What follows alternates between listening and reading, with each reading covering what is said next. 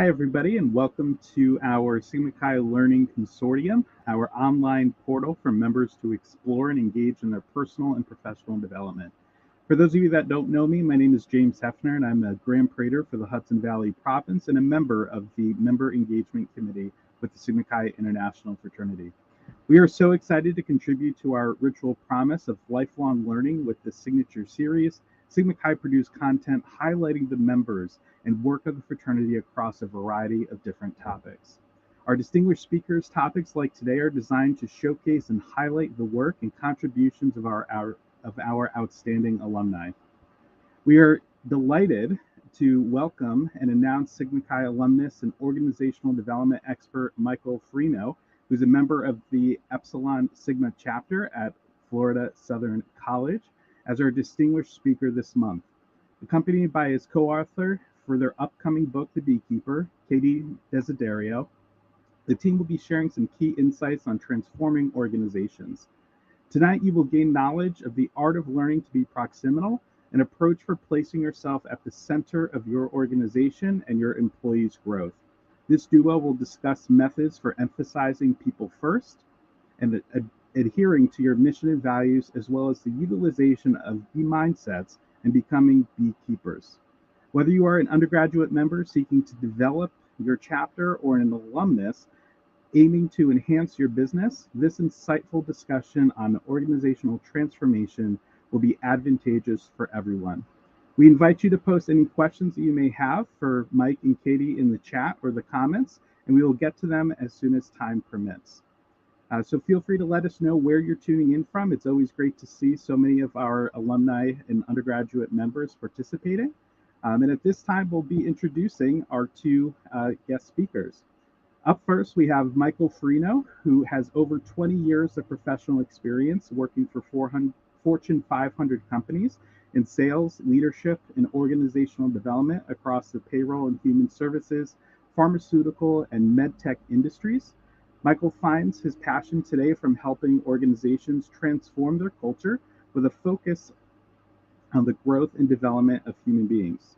His curiosity on how organizations optimize performance at work inspired him to obtain his PhD in organizational learning and leadership in 2010 and embrace opportunities to help individuals, groups, and organizations reach their peak potential. His co-authoring of The Beekeeper is the culmination of decades of research and publishing with his friend, Katie Desiderio, in performance improvement journals to understand how organizations can provide transformational growth to their most important assets, their people. And next up, we have Katie Desiderio, who counts her blessings starting with people in her life, which guides her approach to work, where she emphasizes collaboration and all things that keep human beings in focus, fueling their entrepreneurial spirit. And after working for several years in corporate marketing, Katie chose a second career in higher education, where she celebrates the honor of being the first female chairperson of the Economics and Business Department at the sixth oldest institution in America and the first to educate women. As the mama of two extraordinary girls, she is committed to the development of rising leaders, namely in the spirit of leading from any seat. Along with her work as a tenured faculty member at Moravian University, Katie is principal partner in Learning of Proximal Development, LLC, an authorized DISC partner specializing in leadership development and the advancement of performance through learning. And Katie's personal mission is grounded in her R²C model, where she has devoted her work to recognize what we give our time and energy to grow, to reflect on how we choose to interact in the way that we see the world, and at the heart of her approach, to connect with why this fuels transformative growth. Upon the completion of her doctorate in organizational learning and leadership, Katie has been co-authoring scholar practitioner journal articles, conference proceedings, and now this book with her learning partner and friend, Michael. So thank you both so much for joining us tonight. Very excited to have you with us, and we'll turn it over to you as you share a little bit about your journey, about how you pollinate the world. Thanks so much for joining us. Thanks, James. Really appreciate it. Thanks for the warm welcome. Welcome, everybody. Thanks for being here. Really excited to give back to Sigma Chi and get this opportunity to participate in the Learning Consortium. Really the fraternity was the first place that I was able to really step into a leadership role and play a part in the growth and development of other human beings. And I recognize that this was something that really fuels me. I enjoy, I get my passion from. And so I wanted to continue on this journey as a profession in my career, and that's what I do today, as James mentioned in the wonderful bio and an introduction. You heard James, introduce Katie, who is a dear friend and colleague, and also my co-author, and I think I'd like to turn over to her to really talk about kind of our journey that we've been on, really quick, on how we came to this concept of the art of learning to be proximal. So Katie, take it away. Thank you, Mike. And thanks, James, for the warm welcome. And for everyone that's with us, I think that it's important for us to really think about, your journey with your growth partners, whoever they are, the people that kind of inspire you, the people that move you out of your comfort zone. Mike and I met in our doctoral program. I was on our main campus. He was in the remote space. And we met for the first time in person, like 5 years after we had been working together. And so I think sometimes connection with people that you work with, and for Mike and I in the research space, happens in unsuspecting places.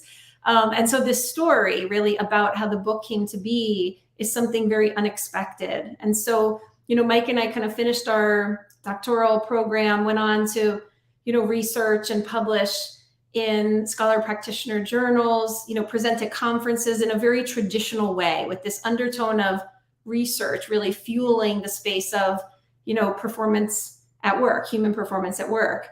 And so, as Mike said, I work in the higher education, right, in academia, and Mike in the practitioner space. And so as we were thinking about our research, I had this professional goal that was tied to my work in academia to publish a book. And so we started talking about, let's transition maybe to thinking about writing a book. And so you'll see on the screen here, the art of discovery. Mike and I were traveling for work for different reasons, and we both ended up in Chicago. And we live thousands of miles away from each other, right? So we rarely meet in person. So we're both in Chicago, about a half hour away from each other. We decided to meet in the middle for Chicago pizza and say, let's really brainstorm this book, right? And so when we think about discovery, we were imagining something really traditional. And as we sat down, we got into this really just the art of storytelling. And we started talking about bees and how bees pollinate. And, we think about culture. We want to think about this space of creating what we call thriving hives, where people can help pollinate, right, one another and their organizations. And so it kind of just took this form, and you could see quite literally the back of our pizza box as the drawing, right, the imagination of what this work would be. And so I think that there's, an undertone here for listeners to just, think about, allow yourself to be open, allow yourself to discover, allow yourself to move out of your comfort zone and go on a path that you hadn't previously imagined, to look at how things could develop. And so, I mentioned that research for us, in the previous 10 years was very traditional and, in academic journals and in academic spaces. And so we decided, as we embarked on this journey for the book, that we would really get out and roll our sleeves up and research bees and beehives and beekeepers. And so you could see in the pictures here, we had a lot of fun learning about bees and how they pollinate and how we create thriving hives. And we use this as the undertone to really fuel how we wrote the book. And really kind of central to learning, right, is something that is fueling the message that Mike will take you to as he takes you to this slide. So Mike, I'll pass it over to you.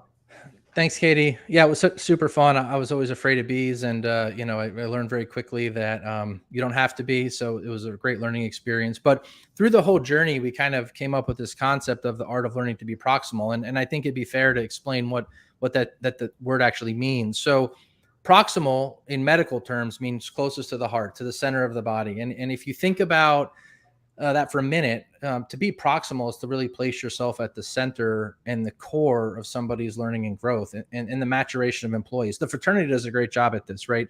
They have values, they align people to their values, and they are really at the center of helping people grow and develop as human beings. And so that's really kind of this concept.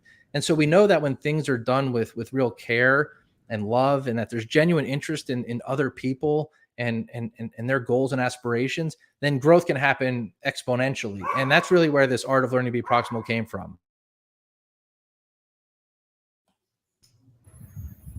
So Katie, do you want to take us through this slide here? Yeah, and so Mike lives in sunny Florida, and so this video was taken right up close to his house. You could see two bees, right? So when we talk about, you know, finding a growth partner and people that you work with, right? Mike mentioned this art of being proximal, which is at the center. And so when we think about bees pollinating, right, we learned or quickly realized, right, that bees go to the center of the flower. And so for us to really think about that in organizations, we use this to kind of drive this body of work as we think about how we kind of bring people to the center to pollinate. And so for everyone who's listening, in the chat, right, or in the comments section, I want everyone to guess how far a bee typically travels to pollinate from their hive. How far do you think bees travel? Let's see what we have, if we have any comments in the chat.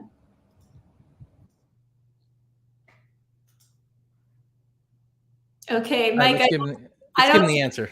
Go ahead, give them the answer. We go to the next slide. Yep, for sure. So actually, bees, we learned, can travel up to 3 miles to pollinate. So really interesting number. I think there's significance in that number. You heard James mention that there's like 3 core values for the fraternity: friendship, justice, and learning. There's real significance there. And so it was interesting to learn that's kind of their the way they travel and how far they go to pollinate others. So I thought it was pretty cool. And they also say that life events happen in threes. And so in the book, we took that concept, and really that became the foundation for the art of learning to be proximal. So what we decided was we're going to really teach you 3 ways that you can demonstrate personally at your chapters, organizations, teams, really this art of learning to be proximal. And the first way to do that is to find a growth partner. And, you know, when we hear growth partner, it's like, okay, well, what is a growth partner? In the fraternity, let's say we have a pledge trainer, or we have a big brother.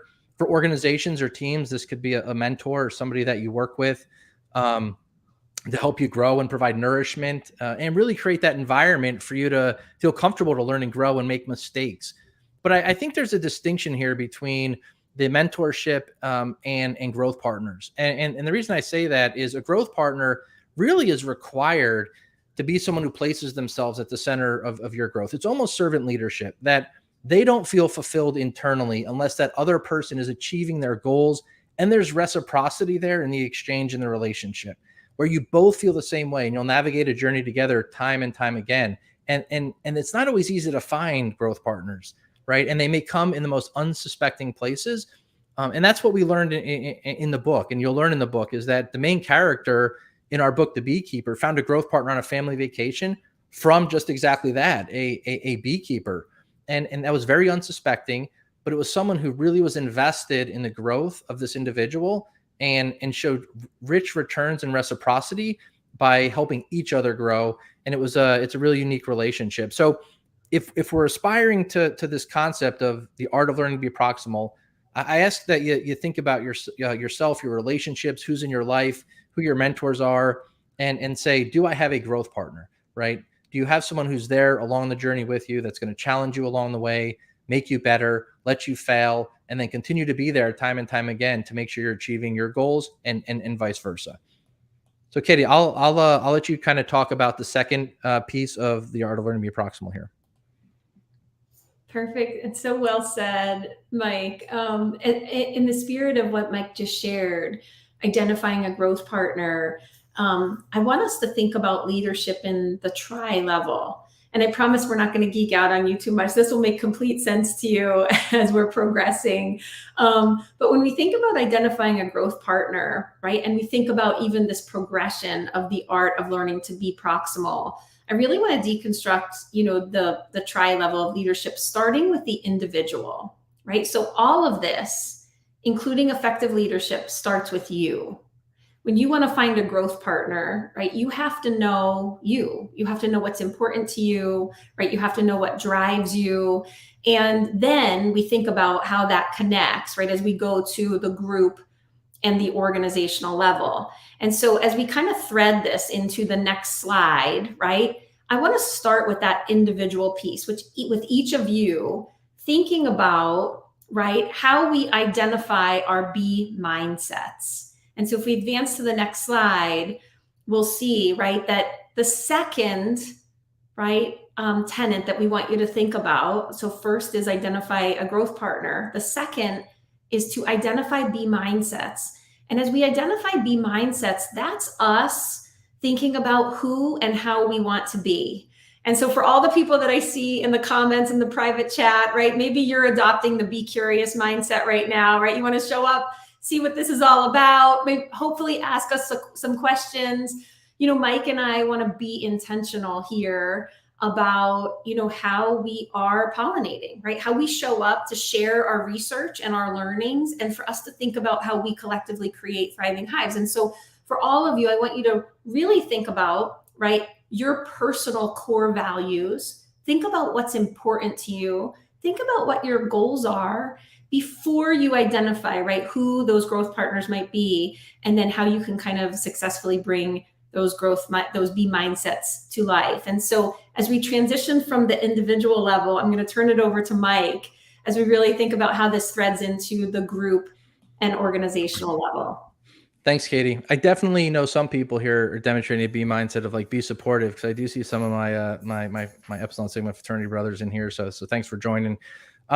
As Katie mentioned, individually it's really important to have B mindsets. But when I started, when I went to college at Florida Southern, I decided to rush Sigma Chi, and as I reflect now, I kind of think about like what are the B mindsets that drove me to Sigma Chi, and I remember that I really wanted to do something meaningful and be charitable. And be developed. I wanted to grow personally and professionally, and Epsilon Sigma really welcomed me. So I did feel welcome to do that. And so when we think about teams and organizations, there really needs to be alignment, which is really important, between your individual B mindsets and some of the B mindsets of a team or an organization, and how they're outwardly projecting those B mindsets. And some can call these value systems, like I want to have aligned values, which is equally important. But the B mindset really represents how the team wants to be and the organization wants to be. And if I know one of my B mindsets today is to be developed and continually grow, when I'm interviewing for a job or when I'm interviewing for a new company or position, I want to make sure that I look for positions where the individual that's going to be my manager or leader is equally interested in that B mindset. Because when we have that aligned and they prioritize development of their people, then you'll feel comfortable, you'll feel open to make mistakes, and you'll know that they have a vested interest in you. Again, almost going back to that servant leadership kind of concept.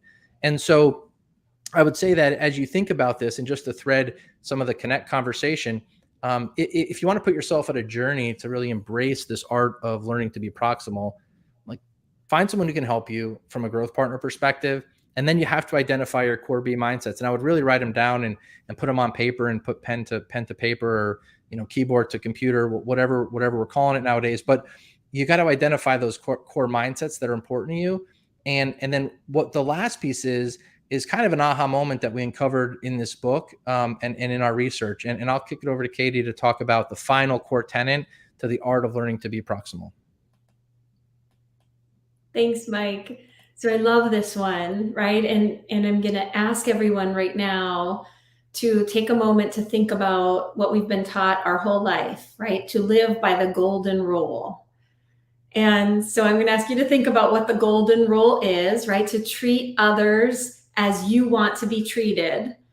And I'm going to ask you to do something really difficult right now. I'm going to ask you to unlearn the golden rule. I want you to unlearn it. And so for adults, it's often harder to unlearn than it is to learn. And so when we think about this, right, we want to kind of encourage everyone to replace the golden rule with the platinum rule. And that is to treat others as they want to be treated.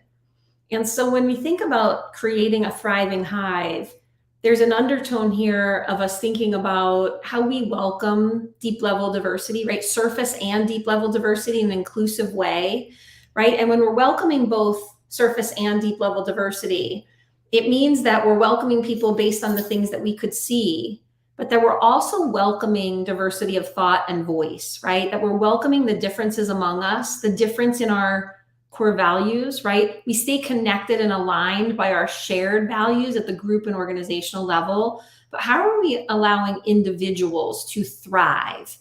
And when we do that, right, all of a sudden it goes back to what Mike opened with, right, in thinking about what it means. The art of being proximal is about, central to love and care.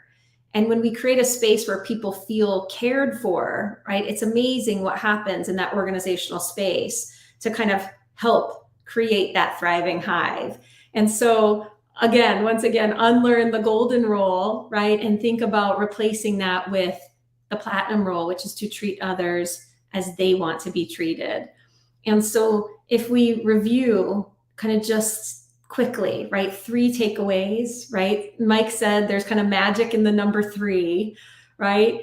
I want us to start with, first, find a growth partner. Start thinking about who your growth partners might be or who they could be, how you can engage, right? And be intentional about creating space, right? What we give our time and energy to grows. And so create the time and energy with those people that help you grow. Second, identify your B mindsets, right? Think about, maybe 3 B mindsets that you want to kind of enact, right, and put into action, and who might be your accountability partners, right? Who might be those growth partners that will help you keep those B mindsets front and center, right, to help guide what you want to see more of in your behaviors. And then the third one is unlearn the golden rule and replace that with the platinum rule. Look around, right? Appreciate our differences, welcome diversity of thought and voice, and really look at, right, how we can kind of be better together, right, to bring our differences together to help create that thriving hive. So Mike, I'll turn it back over to you. Yeah, thanks, Katie. And there's a lot of different things that can really come into play when you're trying to demonstrate the art of learning to be proximal. But what we found is that these are really the 3 things that are kind of foundational to beginning this journey. So, Katie and I started talking, at the beginning of this, webinar that, our focus is research. That's kind of what we like to do. We like to publish. And so every time we do one of these, we do like to ask some participation, whether you're joining us on the live stream or watching the recording, or, put in the comment section, what is a B mindset that you will use coming out of this kind of conversation to help pollinate others. Because if you think about what we're trying to accomplish, we're trying to help spread growth and development for other people, and B mindsets are really important to that. So if you don't mind just taking a minute and putting it in the chat, that would help us with our research, and you can contribute to pollinating others down the road. And then what we'll do is, we'll advance to the next slide and kind of close it down and open it up for questions as you guys are thinking about your B mindsets. And so, like Katie said, we gave you a real quick snapshot of kind of all the learnings that we had at the Beehive and learning from beekeepers. But if you want to learn more, the book launches May 2nd. So it's right around the corner. So you can pick up a copy at Amazon or Barnes and Noble. We would definitely appreciate, the support. But we do also kind of talk about this in a lot of platforms. So we do the Hive in 5 webcast, and it's all about people and culture. So if you subscribe to Leadership Fables or any of our social media channels, you'll be able to kind of get access to this. So if you're looking to do something with your organization or team, or have some quick learnings, you can find some really good content there and conversations with thought leaders. But we want to thank the team here for letting us be part of the Learning Consortium, give back to my fraternity, and we'll open it up for any kind of comments or questions that are out there. All right, so I'm looking at the chats here. So Unlearning the golden rule is a huge shift. Katie, do you want to address that one first? Yeah, of course. So this is one, right? It's kind of embedded in us, right? We've grown up living the golden rule, right? Treat others as you want to be treated. But as we think about, how we retain high talent, right? How we make people feel valued, seen, heard, that means that we're going out of what we want and what makes sense to us. And we're really kind of leaning in, listening to understand, right? We're asking more questions. We're curious. We're finding out how people want to be treated, right? We're celebrating the differences among us. And then the beauty of how we kind of bring that diversity of thought and voice together to just help us rise together. So yes, a huge shift, but certainly one that will have high returns for sure.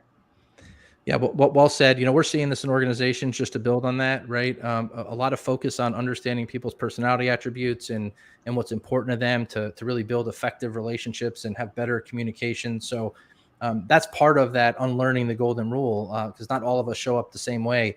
And then I think there's another question here from Chris. What advice would you give to a current undergrad? Wow, that huge question. There's so much advice I could give an undergrad, and I would say what I've learned over time is build a strong foundation for your career. Really do something that you love, that you're passionate about, and be patient. If we're talking about B mindsets, I think that's one that's always resonated with me.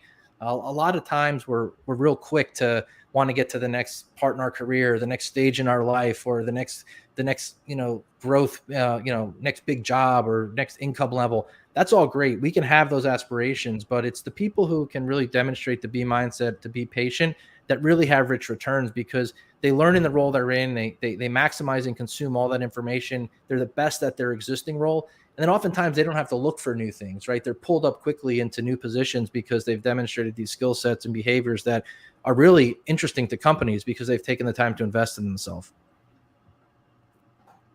Got another question. Yeah, I saw that come through. There you go. Advice for starting or approaching a conversation to engage a growth partner. Wow, that's a great one too. Well, first, I think it has to be someone you want to be around and you like. I mean, that's step one, because a growth partner is going to be with you for a long time, hopefully. And if you have people like that in your life, they probably don't know what a growth partner is. So the first thing I would do is to kind of have them watch this maybe recording with you, and go through the process of sharing what you learned with them and helping educate them. And sometimes we think about servant leadership, and Katie and I are really good at this. We're both vested in each other's kind of career goals and aspirations, and we share with each other. So maybe a great first step would be to say, hey, look, I learned about this concept of a growth partner. I'd like to share it with you. Is this something interesting to you? Would you like to go on this journey with me? Especially if you feel like you have a good relationship with that person and can navigate the highs and lows. That's the biggest part. And there's no shortage between Katie and I's friendship and relationship of highs and lows, but that growth partner, that you're there for each other, you're there for their invested growth. And so you'll navigate that respectfully to help people achieve what they're looking for. So hopefully that helped and answered the question. Yeah, Mike, I just want to add something to what you just shared. And you said it so well. When you're thinking about a growth partner, it doesn't always mean it's someone like you, right? And so going back to the platinum rule, Mike mentioned a little bit about the difference of our personality and behavioral attributes. Mike and I could not be more different in that space, right? And so we push each other, right? Way out of our comfort zones. We can have challenging conversations, right? But we know that intentions are sound, right? And when we think about goals, that means that we're rising right out of our comfort zone, right? Challenges are high, but ongoing learning and growth happen when we can meet that challenge, right? With the knowledge, skills, and attitudes to do it. And so, think about your growth partner of someone that just really moves you out of your comfort zone to help you achieve your goals. I think you're bringing up a lot of great points, because, and this resonates back to the chapter experience, right? As undergraduates, in a fraternity, we're brought together based on our commitment to a set of values and ideals, despite the fact that we have different temperaments, talents, and convictions. So it's nice to see how that's all being pulled together into, creating that environment, because we can find potentially a growth partner within the chapter, but then as you advance through life, being able to identify others that, share a similar mindset will help advance your own personal and perhaps professional growth. We have another question in the comments. How do you use this framework to work through differences? Katie, you want to take this one? Yeah, and so I think that comes in the B mindsets, right? And so, one of the things I think Mike and I collectively commit to is like be growth minded, truly, right? We can't be fixed in the way we think. We can't say like, oh, I just see it this way, right? We talk about lens check moments a lot. And so when we think about the framework, right, working through differences, that means that we're showing up, listening to understand, right? We're curious about what the other sees that we don't. We're able to take off the lens that makes sense to us and put on a different lens to be able to see new ways. That too comes in the spirit of the platinum rule, right? So just understanding, right, these differences, but how we can come together, right, to make great things happen. And that means, right, that we're leaning in and we're being vulnerable, right? We're leaning in to say, I'm going to unlearn something that is unintentionally, right, standing in my own way. So as humans, we often unconsciously limit what we see as possibilities or who we see as potential growth partners. And so in that spirit of, embracing growth mindset, I think that's the space that moves us through being able to work through differences, right? That willingness. You can't train motivation, right? You have to get people who are willing to lean in, right? And listen and learn. And I think going back to the art of learning to be proximal comes back to the center, right? To care. Yeah, and just to build on that, I think one of the things you can do, and that's important, and I know Katie and I do, is we have shared kind of be mindsets, like she said, be growth minded, right? I saw someone type in be encouraging, that's a big one for us. Be communicative, right? Like make sure we're having good conversations and talking about, what's going on so we can kind of address any differences. And when you have aligned be mindsets and you kind of have those with your growth partner or someone you're struggling with working with and identifying those aligned B mindsets, it's very easy to kind of say, hey, like this is what we all can kind of agree on and how we want to work together. And there's going to be differences. So let's just kind of navigate those, but know that we have a kind of a shared vision here and a shared mindset of what we're trying to accomplish. And that's also helpful to kind of have those conversations to resolve any differences. Excellent. Thanks, both of you. Another question that we have is, did any of your research investigate multi-generational relationships? And if so, were there any interesting findings there? I think Katie, you mentioned earlier, James, that Katie does consulting work and does a lot of research regarding kind of personality attributes and, different temperaments, talents, convictions, and kind of like through some of the different personality assessments like DISC. But yeah, we actually just got to present I think a year ago at the Organizational Development Conference in Orlando. And we were asked to do a session just on this, right? On kind of that deep level diversity. And so, Kate, do you want to share some, like, just kind of the overview of kind of like what that DISC map looked like across all generations? Yeah. And so we can probably talk forever about DISC, right? For those that are not familiar with DISC, there's 4 primary styles, right? Dominance, influence, steadiness, and conscientiousness. And so when we think about all of us, right, kind of being plotted on the DISC map, right, we see dots scattered all over D, I, S, and C. And seemingly when we look at the dots on the DISC map, right, where your dot location is kind of tells us a little bit about how inclined you are, right? How strongly inclined you are in your style. And so when we think about multi-generational, differences in relationships, we have to look at, right, people come, right, and in the research that we did, right, it was plotted that in an organization that I worked with, right, everyone was a blend of all 4 styles, right? We had kind of equal distribution of all of these, different styles. But how do we create a culture where people feel that they can unapologetically and authentically show up as you? Because something we uncovered is that people prime themselves to think, oh, in order for me to be successful in X role, right, I need to be this style. In fact, it just came up in a conversation that I had earlier today, right? That I need to be this style in order to be successful in sales, right? That's wrong, right? How do we unlearn that and create an environment where people look at how we bring our, personality and behavioral attributes together, right? And look at the interplay of all of that to create a culture that thrives. Mike, do you want to weigh in? Anything I missed there? No, I think you said, I mean, DISC is an important kind of framework to understand that, but, life experiences, things that we've gone through do shape kind of how we perceive things. But regardless, your style shouldn't kind of be what you fall back on. Everybody's a blend of all of them. And, anybody can succeed in any role, no matter who you are, no matter, what level you're at in the company, even across different generations. So, yeah, really interesting perspective.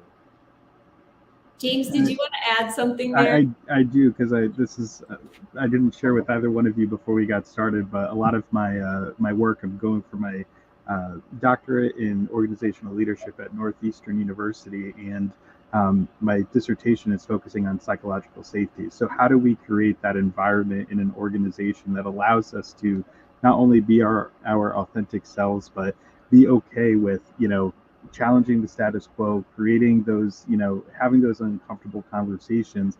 And then what you said, Katie, as it relates to the different styles, through the Horizons program and a couple of our leadership certificates that we have through the Sigma Chi Leadership Institute, we talk about social styles. And to your point exactly, a lot of, college men tend to think that they have to be a driving style in order to be successful, right, in an organization, whether it's in the business world, whether it's in any type of industry.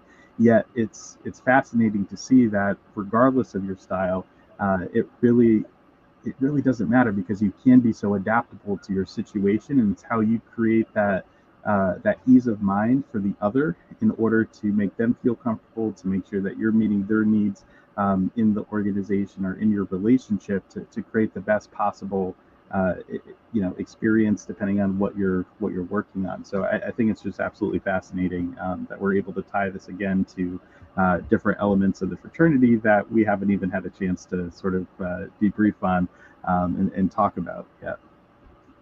James, I love this. If you want to have follow-up conversations with Mike and I, we can talk all day. We definitely will. Psychological safety, so important. Absolutely. Mike, we have a question for you about your Sigma Chi experience. How has that shaped your life? And if there's any particular memories or experiences that you had that were really defining? Yeah, no, I mean, there's probably so much to say on this piece, right? Like, I mean, I see fraternity brothers on the text thread that I know, and dear friends of mine. I think when we talked about kind of the three values of friendship, justice, and learning, I really care about that, right? That's important to me, and I've always taken that kind of learning mindset as I've grown. But just Sigma Chi gave me leadership skills, things that, a friendship with a number of people, just a safe place to kind of feel supported and grow. And over the years, you always go back. Like, I live down here in Southwest Florida, and there's alumni chapters, and there's people here who've shaped my life, and there's friends that I can reach out to and be with. And it's just it's an easy connection. In fact, even in the workplace, I've met fraternity brothers from all over, all different chapters, and you just kind of have that common bond, and you kind of, for the Sigma Chi's here, what it is. You can go to any chapter and feel welcomed, and that's just how it is in the world. So don't ever think that, you being a Sigma Chi as an undergrad stops. We talk about it's lifelong, and you should wear it on your sleeve proudly, because it does open doors, and it does help you, as you navigate your journey of life. So. Excellent. Thanks, Mike. A question I think that could be good for both of you is, how would you recommend brothers to talk about this with their chapters? I know we mentioned a little bit about having that one-to-one, conversation, but is there something that, if an individual wanted to speak to this at a much broader scale, how do we bring that to being? Yeah, there's so many opportunities to do this, from a development standpoint. I don't know if, from, at chapter meetings, or you can even do book clubs. I think just the fact that you're even asking that is really important, because it seems like you care and you want to kind of think about this at the chapter level and in the group level. So there's probably a lot of things you can do. I think sharing this video is a big piece of that, and starting the conversation there. I don't know if Katie, you want to add anything? Yeah, so I actually do a lot of work with Greek life at the university that I work with. And a lot of it comes down to just talking about culture. right? And so we do individual values exercises with the students, right? What are your core values? What's meaningful to you?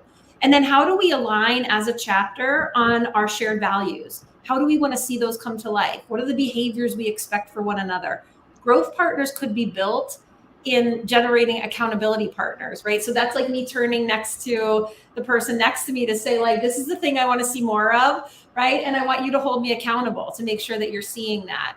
I think there's also a space, right, as we're moving from college into the workspace of like, how do we close disparities of like what we say about ourselves, but what people see in our actions, right? And when you get alignment there, right, in the conversations, and to Mike's point, kudos for asking this question, right? That's heightened awareness that this is important, right? And that's kind of the first step to say, all right, let me actually look within to see what I'm enacting, and then what do I bring? What do then we bring as we create, this culture to help create a thriving hive? Excellent. Another question that we have from Dave: can you talk about building a nurturing environment? Okay, do you want to take it and I can add on? Yeah, I think it kind of this threads my response to the last question, right? Who are the individuals? We can't enact the platinum rule unless we know our people, right? And that means that we're showing up, we're connecting, we're seeing you, right? You feel heard, you feel valued. The McKinsey data tells us now that, people are staying in organizations when, they feel valued, when they feel supported by leadership, and they feel that values are aligned, right? And they know kind of shared purpose. But we have to be able to talk about that, right? Effectively communicate, create a space where people know what they're part of, right? I love to hear Mike talk about, his journey with Sigma Chi, because it's something that's meaningful, right? And so when things are meaningful to you, right, you think about you contributing to that culture, and you have to kind of pull people in to make sure that everyone is feeling part of that. Yeah, and just building on that, well said, Katie. And I think like we typically, whether you're in organizations or even in fraternity, there's kind of this you kind of have a kind of these classes, right? Like, oh, you're a freshman, or you're a pledge, and sometimes like that is an inhibitor of creating a nurturing environment. Sometimes when you have that mindset in organizations and in groups, because people don't feel like they can be them best selves and express themselves, because they feel like there is people above them or some kind of hierarchy. And that hierarchy is okay. It needs to exist, but the hierarchy needs to recognize that for us to create that nurturing environment, they have to let down their guard, and they have to demonstrate authenticity and vulnerability a little bit and say, hey, look, here's how I'm going to show up as the consul or your manager or your leader. Like, this is how I'm going to show up. This is my style. I'm trying to work on X, Y, and Z. I may not show up that way every time, but as long as you can create an environment, people know how you're showing up and who you are, and how to work with you and communicate with you, that creates that nurturing environment, because you're allowing people to understand and have better perspective and social awareness and emotional awareness on how to best work and interact with you. And once that conversation happens, it's amazing the returns and the growth that you see. It's that fear sometimes of people being willingness to speak up, because they do feel there's a hierarchy and they don't have a place. That's often the struggle. Okay, thank you both for your answers. We have an additional question. What are the key traits of effective transformational leaders? Got so many, I think. It's a great question. I think that someone who is transformational, right, initially aligns on a shared vision with their teams, their individuals, right, and they're all marching towards the same goal, and they believe in that goal, right, and they're willing to be challenged essentially and allow for their team or organization to challenge the status quo, for lack of a better term. And those are kind of transformational leaders, because they're seeking opportunities to change, and they're seeking input to be better and grow. It's those managers that are do it this way, this is how I've done it in the past, or leaders who say this is how we've always done it, is an inhibitor of transformational growth. And so I think those leaders who are open to new ideas and allow their teams to bring input and challenge, and are okay with the challenge, and that helps with that growth and that transformation. Excellent. Katie, anything to add? Yeah, I guess, I think there's the spirit of even what we presented, to just add on to what Mike said so well.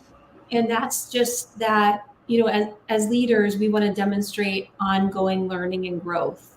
Right. And so like leadership isn't just like a place that you get and you're like, I'm a leader and great, I'm done. Right. I reached the top. It's like every day, we're learning and growing, and that's the art of being proximal, right? At the core of us, that means that we're learning about ourselves, but we're learning about other people, right? We're showing up curious. We're seeking to learn. We're seeking to understand. And to Mike's point, right?